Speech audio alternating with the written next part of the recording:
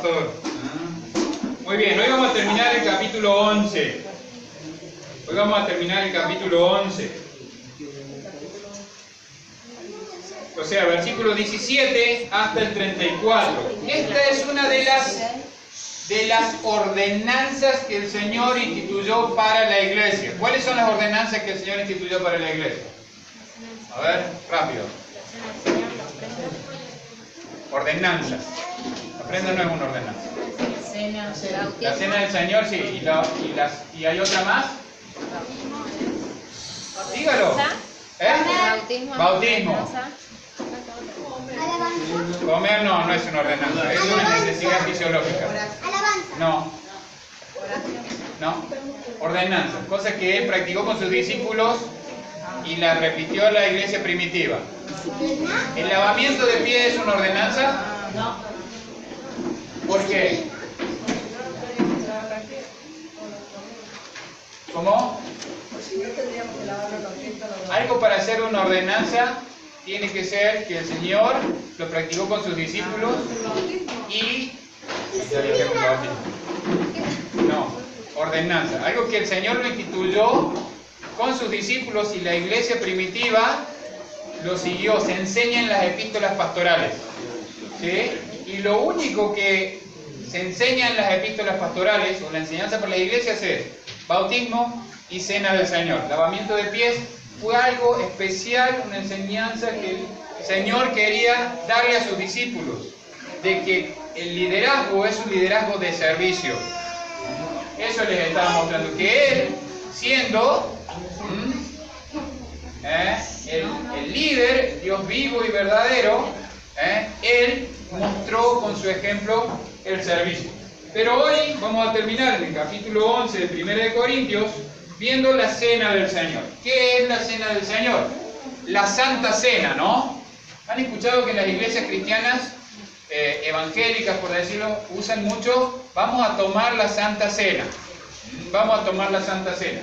No hay un solo lugar en la Biblia donde se mencione la Santa Cena.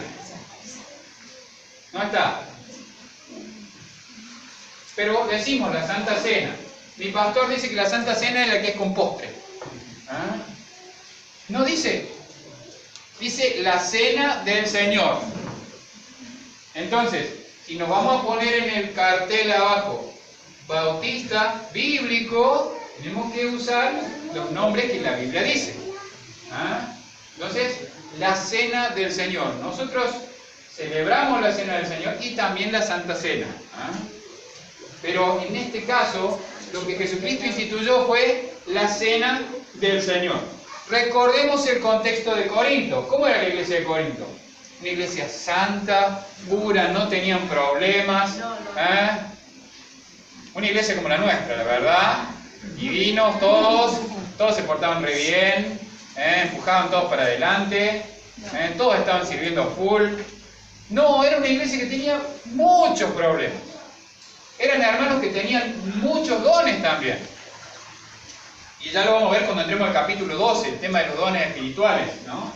Pero era una iglesia que estaba en una ciudad muy revolucionada, por decirlo de alguna manera, y muy influenciada por la cultura externa. Se había metido toda esa cultura externa. Y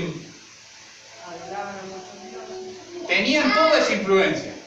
Por eso Pablo les había estado dejando instrucciones de cómo comportarse, qué hacer, qué no hacer, cómo dirigirse, los varones, cómo actuar, las mujeres, cómo actuar. Lo veíamos la semana pasada, en cuanto a la vestimenta, en cuanto al peinado. También en 1 de Timoteo lo vemos eso, en el estudio bíblico.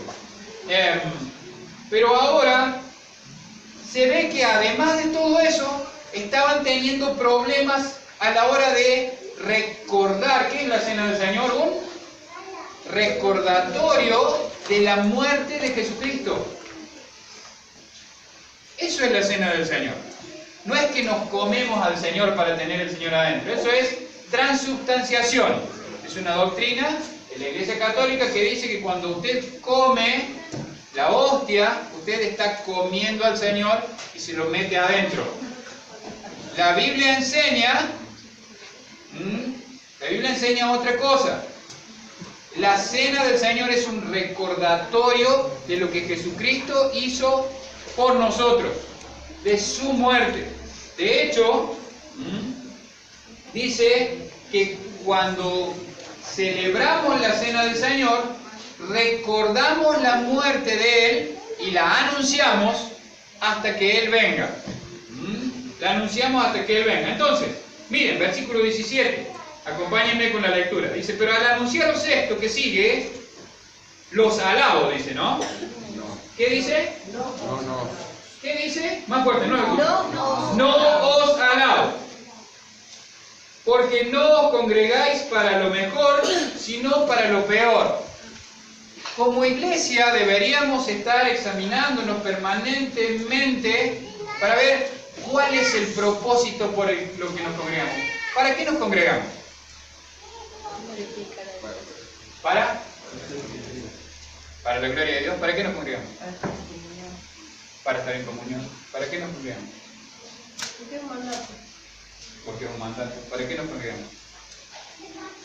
Para recordar el Señor. ¿Cómo? Para recordar el Señor. Para recordar. Para llevar el Evangelio. Estoy escuchando sus opiniones. ¿Para qué nos congregamos? Para alabar a Dios. Para alabar a Dios.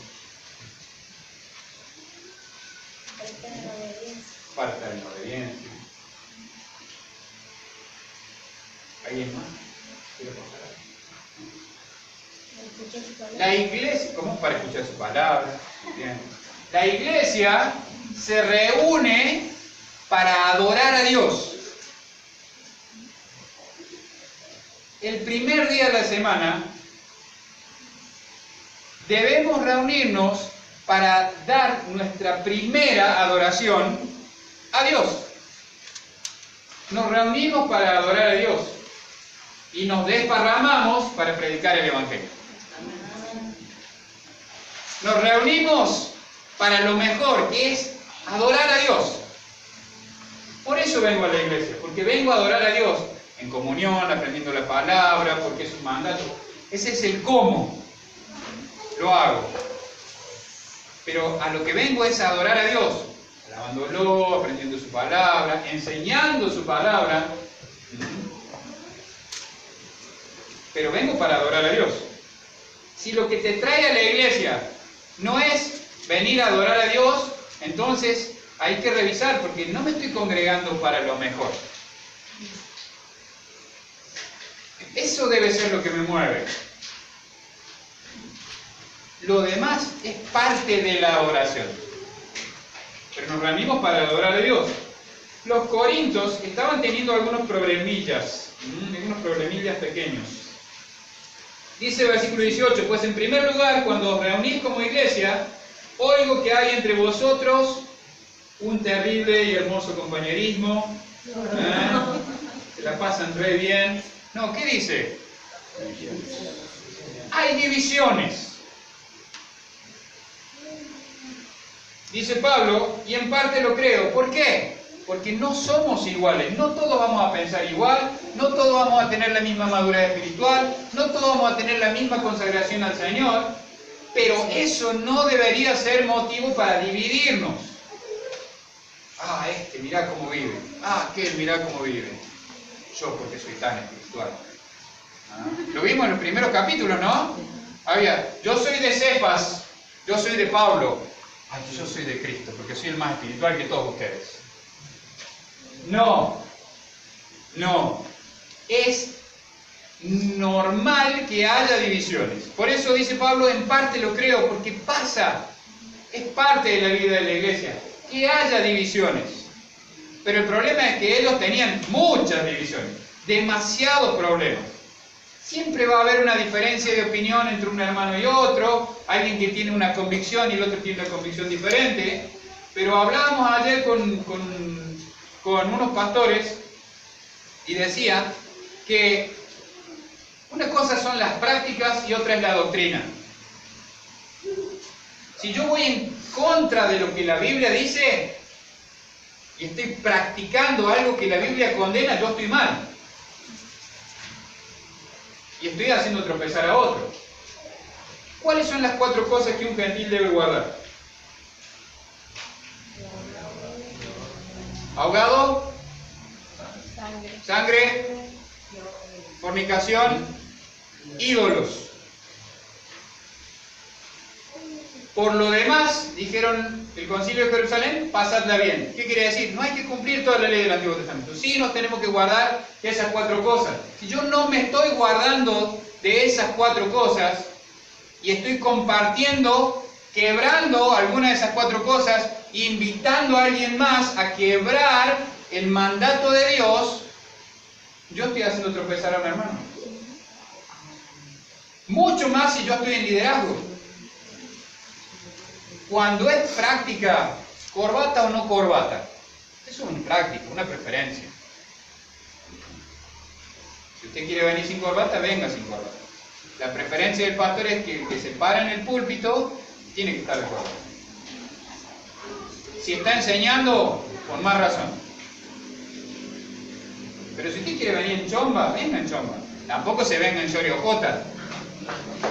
Muchas veces les enseñamos a nuestros hijos de que la iglesia hay que venir así nomás, como si fueran a la playa.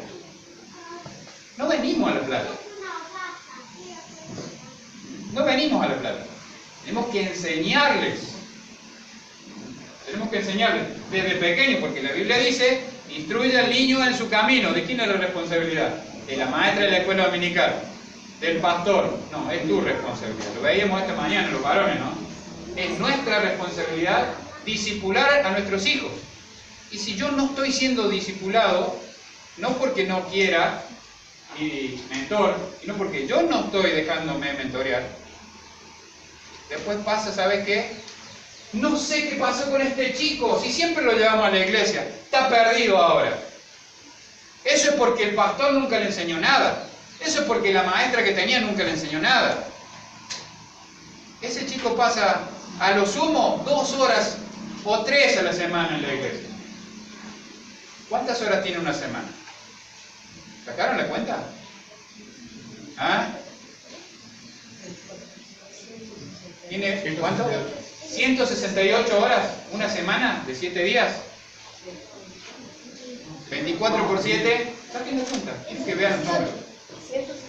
168 horas. ¿Cuántas pasa siendo entrenado para ser un incrédulo? Mínimo 20 horas semanales. Mandamos a nuestros hijos a los colegios a que sean entrenados para ser abortistas, aborrecedores de Dios. Eso les enseñan en los colegios. 20 horas a la semana les enseñan que da lo mismo ser varón, mujer.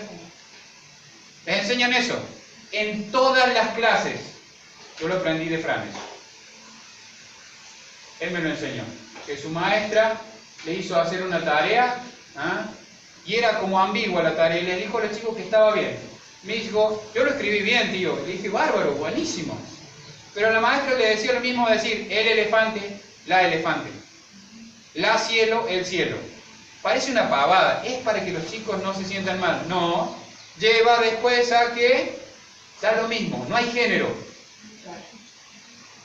Sí hay género. Dios creó varón y hembra los creó, dice la Biblia. Varón y mujer. Pero dejamos que a nuestros hijos se les enseñe por 20 horas a la semana a aborrecer a Dios. Por eso es tan importante que el resto de las horas que pasan con vos aprendan de vos la Biblia. Pero no solo lo que la Biblia dice, que te vean vivir la Biblia. No solo que te vean venir a la iglesia bien vestidito, sino que a diario vivís la Biblia. ¿Qué te ven vivir tus hijos?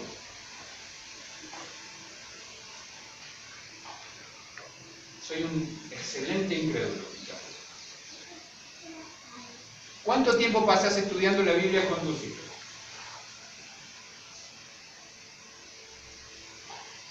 No estoy acusando a nadie, solo digo para pensar, reflexionar, ¿no? ¿Qué le estás enseñando a tus hijos? ¿La prioridad es Dios? ¿La prioridad es predicar el Evangelio? ¿La prioridad es hacer discípulos?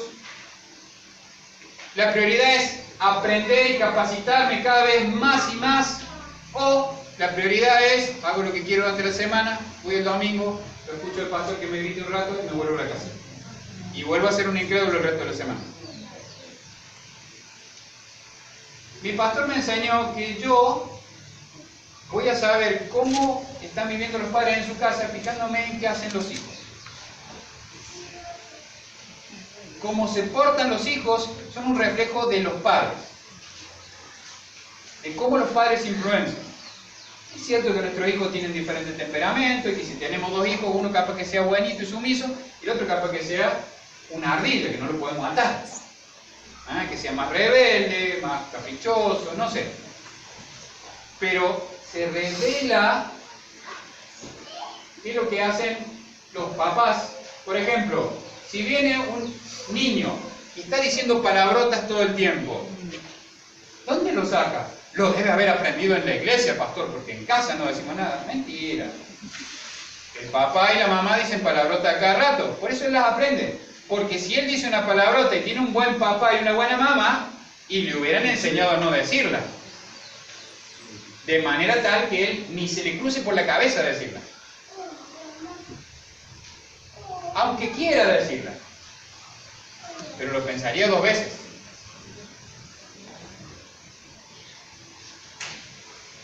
Esto le estaba pasando a los corintios. Parecían una iglesia, pero eran otra cosa. Era una iglesia vacía. Porque es preciso, dice el versículo 19, que entre vosotros haya disensiones para que se hagan manifiestos entre vosotros los que son aprobados. ¿Saben qué pasa cuando hay disensiones? Dice la Biblia, bueno, se ve realmente, en la zarandeada se ve quién queda y quién no. Cuando pues os reunís vosotros, esto no es a comer la cena del Señor. Porque al comer, cada uno se adelanta a tomar su propia cena, y uno tiene hambre y otro se embriaga, porque, pues, ¿qué? ¿No tenéis casas en las que comáis o bebáis? ¿O menospreciáis la iglesia de Dios y avergonzáis a los que no tienen nada? ¿Qué os diré? ¿Os alabaré? En esto no os alabo. Miren, a veces pasa en que la iglesia se va corriendo despacito, ¿no? Un poquito, otro poquito, otro poquito, otro poquito. Llega un momento que la línea es allá. Pues nosotros estamos por acá y nos parece que está bien. Y la música, pastor, no pasa nada, hay que renovarse. Es una práctica, pero todos lo hacen. Está de moda. Las otras iglesias que tienen mucha gente también lo hacen. Tendríamos que hacerlo para tener mucha gente. Y nos vamos corriendo. Y después ya le sacamos el nombre. Le vamos a sacar a Bautista para que nadie se sienta mal. Así todos vienen. ¿Saben que esto está de moda en Estados Unidos? Las iglesias le han sacado con la excusa de que en algunos lugares la denominación bautista tiene mala fama por bautistas, entre comillas, que hicieron las cosas muy mal. Entonces le sacan por las dudas, para que la gente no piense que son igual que él.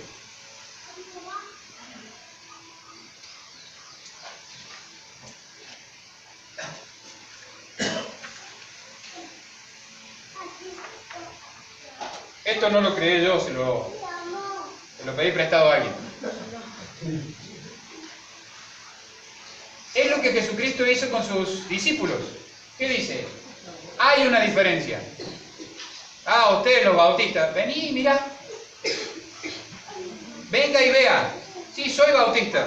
Y jamás, mientras yo esté, vamos a cambiar la denominación. Así el bautista tenga la peor fama del país. Somos bautistas. Creemos en la fe bautista, porque es la fe bíblica. Defendemos los distintivos bautistas. ¿Saben que hay bautistas que ni saben cuáles son los distintivos bautistas?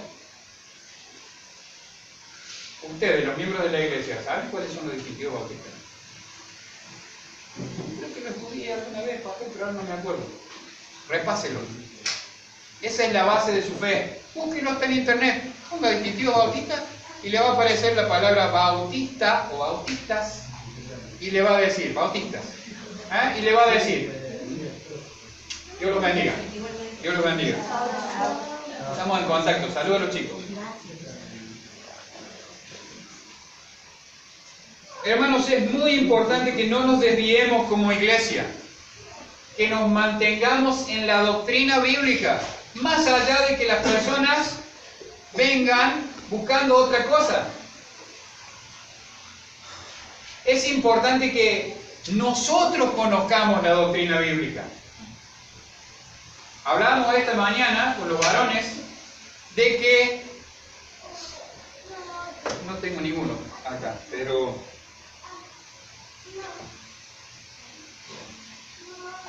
ser un discípulo es terminar fundamentos, por ejemplo.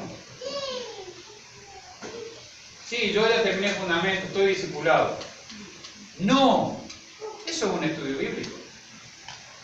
Podría haber hecho cualquier otro estudio bíblico y no es que ya estás discipulado. El ser un discípulo es un proceso que comienza con tu salvación y termina cuando entras a la presencia del Señor. La muerte física. Ya no podés ser más discipulado. Se acabó tu discipulado. Ahí se acaba tu discipulado.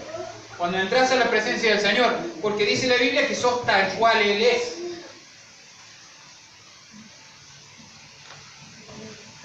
Uno es un discípulo, puede ser un buen discípulo o un mal discípulo. Nunca vas a poder discipular a alguien si no está siendo discipulado. Le podés enseñar un estudio bíblico. ¿Sí? Yo puedo enseñar un estudio bíblico a Dani. Pero si yo no estoy siguiendo a un mentor, pasando tiempo con él, dejándome enseñar por él, nunca voy a poder discipular a nadie, porque yo no sé cómo se hace.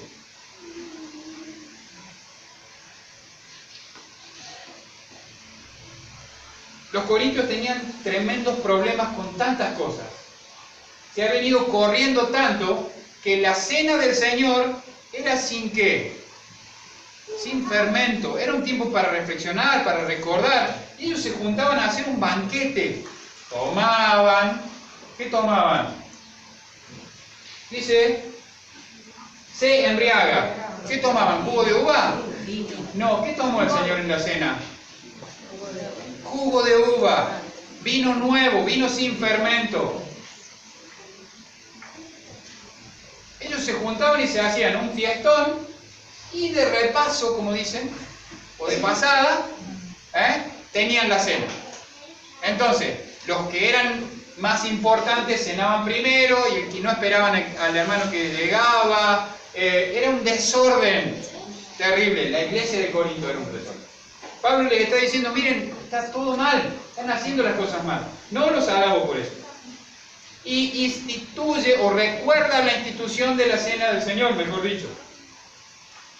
Dice, porque yo recibí del Señor lo que también os he enseñado. Pablo les enseñó cómo era la cena del Señor. Pero ellos estaban haciendo otra cosa. Lo que ellos hacían no era la cena del Señor. Era una fiesta en la que hacían algo parecido a la cena del Señor. Y recuerda cómo es la cena del Señor. Tomar primero ¿qué? El pan y después la copa, la sangre de Cristo. Si fuera con alcohol, el alcohol representa fermento. En el Antiguo Testamento era el vino, se hacía fermentando la uva. Y la sangre de Cristo era sin pecado. Si fuera vino fermentado, diríamos que Cristo pecó. Y la Biblia dice que fue igual que nosotros, pero sin pecado. Entonces es pan sin levadura y jugo de uva, para recordar exactamente el cuerpo y la sangre de Jesucristo. Pero acá los muchachos, por decirlo de alguna manera, y muchachas de Corinto, estaban haciendo otra cosa, totalmente diferente. Y les dice, 27, de manera que cualquiera que comiere este pan o bebiere esta copa del Señor, indignamente será culpado del cuerpo y de la sangre del Señor. Por tanto, pruébese cada uno a sí mismo, y coma así del pan y beba de la copa. En semejante desorden, ¿alguien se estaba acordando de examinarse antes de tomar la cena del Señor, por decirlo de alguna manera? No. estaban haciéndolo de manera indigna, dice Pablo. No eran dignos de hacerlo. Porque el que come y bebe indignamente, sin discernir el cuerpo del Señor, juicio come y bebe para sí. Por lo cual, miren, hay muchos enfermos y debilitados entre vosotros, y muchos duermen. Esta palabra duermen también se traduce como muerto. Gracias que Dios tiene mucha más misericordia que con los hermanos de Corinto. ¿Cuántas veces nos hemos acercado a tomar la cena de manera indigna? ¿Cuántas veces hemos rechazado tomar la cena por no arreglar algo? ¿Saben? Es lo mismo, el mismo pecado. Es el mismo, rechazar tomar la cena por no arreglar con alguien, si hay algún pecado, que tomarla indignamente, que tomarla sin arreglarlo. Es lo mismo. Estamos rechazando el cuerpo y la sangre, o tomando el cuerpo y la sangre de Jesucristo, haciendo el memorial de manera indigna. Si pues nos examinásemos a nosotros mismos, no seríamos juzgados. ¿Por qué? Porque llegamos al momento de tomar la cena con nuestras cuentas arregladas con el Señor. Si tengo algún problema con el hermano Dani, voy a arreglar con el hermano Dani. Porque es más importante tener parte en la cena del Señor que cualquier inconveniente que yo haya tenido con Él. No voy a tomar la cena porque no lo puedo perdonar a Dani. ¿Quién sos vos para no perdonar a Dani?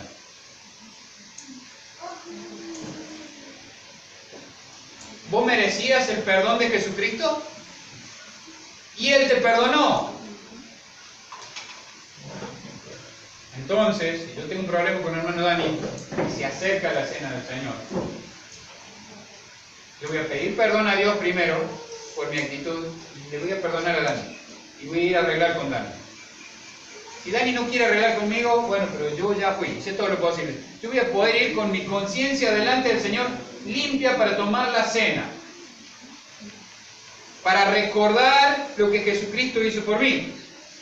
Versículo 32. Mas siendo juzgados, somos castigados por el Señor para que no seamos condenados con el mundo.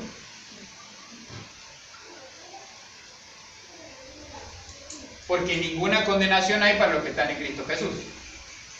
Pero como hijos, necesitamos ser disciplinados muchas veces. Necesitamos ser disciplinados muchas veces. Así que, hermanos míos, cuando os reunís a comer, dice, ¿qué dice ahí? ¿Pueden leer todos juntos? Los que alguna vez han participado o han visto cómo celebramos la cena en la iglesia local, no tenemos comunión abierta. Respecto a los que celebran comunión abierta, nosotros no. Tenemos la convicción de que la comunión debe ser cerrada, solo para los miembros de la iglesia, por cuestiones de disciplina muchas veces. Dice, esperaos unos a otros. ¿Cuándo celebramos la cena? ¿Al principio de la reunión? No, al final. Porque siempre damos tiempo y la anunciamos con suficiente tiempo para que todos sepan que pueden arreglar y que tienen tiempo para llegar, si pasó algo. Esperaos unos a otros. Por eso cuando la tomamos todos juntos. Por eso la tomamos todos juntos. Si alguno tuviere hambre, coma en su casa, porque no os reunís para juicio. Las demás cosas las pondré en orden cuando yo fuere. Acá les deja una advertencia, antes de cambiar de tema el apóstol Pablo. Hay un cambio acá en la carta y va a pasar de tema. Hasta acá les ha venido hablando de lo que es la vida cristiana práctica y de lo que es la vida de la iglesia, y ahora va a cambiar y va a enseñar otro tema por el cual los corintios también tenían problemas. Pero les está diciendo, miren hermanos, cierra esta parte de la carta con lo más importante de toda la enseñanza. El memorial de lo que Jesucristo hizo por cada uno de nosotros. Él dio su vida en la cruz del Calvario por tus pecados y por los míos. Oren mucho por Rubén Nebo, que es nuestro guía. Él es judío religioso, no ortodoxo, pero sí judío religioso. Y Él sabe, si yo pongo a cualquiera de nosotros al lado de lo que Él sabe de Jesús, nos gana seguro. Pero Él nos dijo que Él no puede creer en un Dios que muere. Para la cultura hebrea, Dios no puede morir, porque es Dios. Pero gracias a Dios, un día todos los que estuvieron cerca de Él estuvieron presentando el Evangelio, testificándolo. El día que empezaron los bombardeos en la Franja de Gaza, Él nos tuvo que avisar de que cabía la posibilidad de, dice, bueno, vayan a estos lugares, pónganse acá, hagan esto, hagan esto.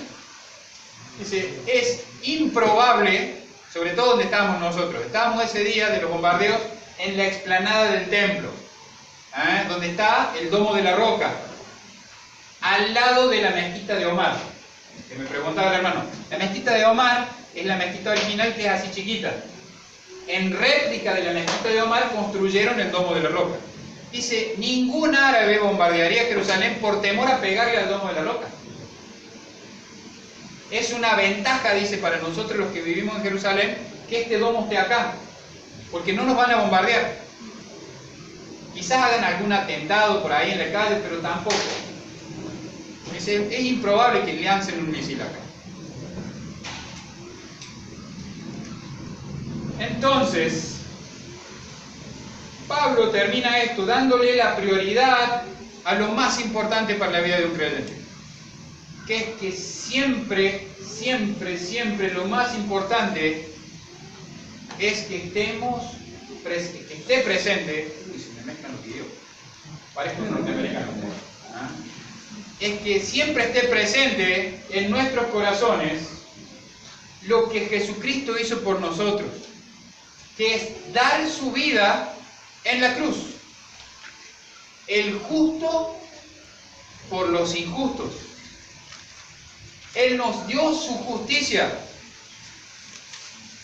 Usted va al cielo no porque usted haya hecho algo, porque todo lo hizo Jesucristo.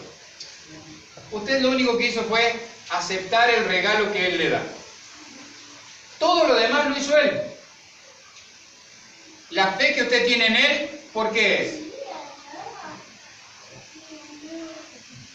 La fe es por el oír y el oír por la palabra de Dios. Romanos 10:17. Porque por gracia, un regalo inmerecido, sois salvos. Y esto, dice Pablo, no de vosotros, pues es don, regalo inmerecido, la misma palabra, de Dios. Usted tiene fe porque Dios le dio la fe para creer. No por obras, para que nadie se gloríe. En la salvación usted no hace nada. Dios le da la fe, Dios le perdona los pecados. Usted lo único que hace es recibir el regalo. Porque si fuera por mí la salvación, ahora la gané y al siguiente segundo la perdí. Esa es la gracia de Dios. Que no merecemos nada y Él nos da todo. Eso es lo que tenemos que tener siempre presentes, hermanos. No tenemos que ser como los corintios. Tenemos que aprender de los corintios. Tenían muchas cosas buenas los corintios, pero también tenían muchas cosas malas. ¿Qué dice la Biblia? Examinadlo todo, retened lo bueno, desechad lo malo, dice, ¿no? ¿Dice desechad lo malo? Si usted consigue una versión que diga desechad lo malo, tráigamela. Eso es algo que generalmente le agregamos los cristianos. La Biblia dice, examinadlo todo, retened lo bueno. Punto. Pero nosotros por asociación de ideas le agregamos eso. Cientos de cristianos repiten la frase y le agregan desechad lo malo. No está en la Biblia. Por lo menos en la 60 no está. En la 909 no está. En las versiones que yo he estudiado no está. Es algo que le agregamos nosotros por asociación de ideas. Pero eso, se trata de retener lo bueno. Cada enseñanza de la Biblia, no, eso fue escrito a los corintios. Nosotros no somos corintios. Tenemos que aprender de lo bueno y de lo malo. Lo bueno para copiarlo y lo malo para no hacerlo. En vez de juzgar muchas veces. Muchas veces tendemos a juzgar. Ustedes saben que yo siempre me pregunté esto, ahora sí termino. ¿Cómo puede ser que los judíos no creyeran en el Mesías, pero si lo tenían ahí, lo veían hacer los milagros? Caminó por las calles. Y después pienso, si yo estuviera en la cultura en la que ellos estaban, lo hubiera negado igual. Por mi naturaleza. Porque no se trata de cultura, se trata de naturaleza. Lo que Él les vino es a confrontar con el Dios vivo y verdadero. Ellos no querían eso. Ellos querían su religión. Ellos querían estar, como digo yo,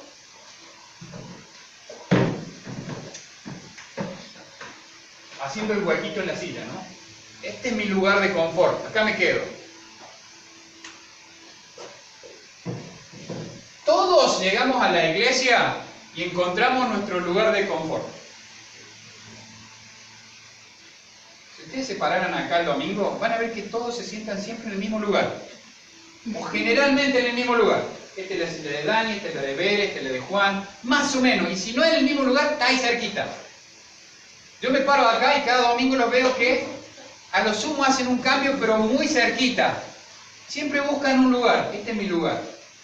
Es mi huequito en el sofá. Y así vivimos nuestra vida cristiana. Esta es mi zona de confort. De acá no me saquen. ¿Pedro qué era? Cefas. Simón Pedro. ¿Qué era? Y Jesucristo lo mandó a que hiciera ¿qué? No. Lo hizo un pescador de hombres, pero lo mandó a hacer ¿qué? Un pastor. Lo sacó totalmente de lo que sabía hacer y lo puso a hacer algo en lo que Jesucristo se iba a glorificar en su vida. La lección que yo aprendo es que yo estoy muy cómodo en la iglesia, en lo que hago. Esta es mi zona de confort. Acá estoy, de acá no me saca nadie. Este es mi ministerio. No, no es tu ministerio. Es de Cristo. Y Cristo te va a sacar de tu zona de confort y te va a mandar a donde Él se pueda glorificar en tu vida. Vos tenés dos opciones. Hacerle caso o perderte en el camino. Desperdiciar tu vida.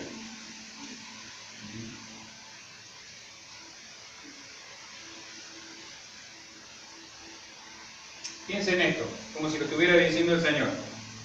Las demás cosas las pondré en orden cuando yo fuere. Cristo viene pronto. Si Cristo viniera hoy y fuéramos al tribunal de Cristo, ¿cómo te pararías delante de tu Salvador?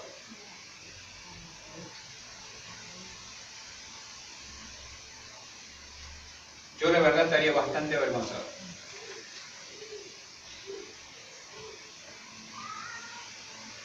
Por vos, Dios.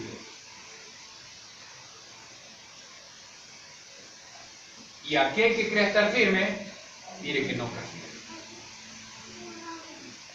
El peor pecado desde el Edén es el orgullo. Cuidado con nuestro orgullo, hermano. Cuidado con nuestro orgullo. Si el Dios vivo y verdadero se humilló, ¿quién sos vos para no ser humilde? Y humillarte delante de Dios. Y someterte a Dios.